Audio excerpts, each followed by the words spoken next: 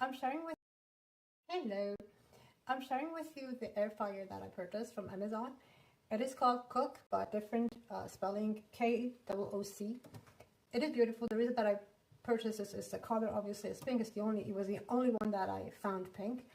It is pink, but it's actually spacious. We are 2.5 people in the house, and this will fit us perfectly.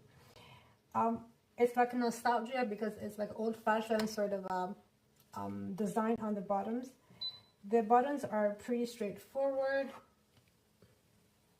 You can change the temperature, you can change the time, and if there's something easier like fries, you could just look at it and see which one you like and change it. With that, it will show you the options of which one you need. This is that beautiful air fryer cooking times that I told you for KOOC, KOOC. It has all the details that you need. Also, as for my own convenience, I also purchased these disposable cooking papers that I put on it in this so that it wouldn't be greasy if there's anything greasy.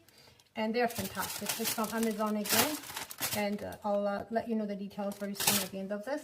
And this is the most beautiful one because you can clean it easily. It's not greasy.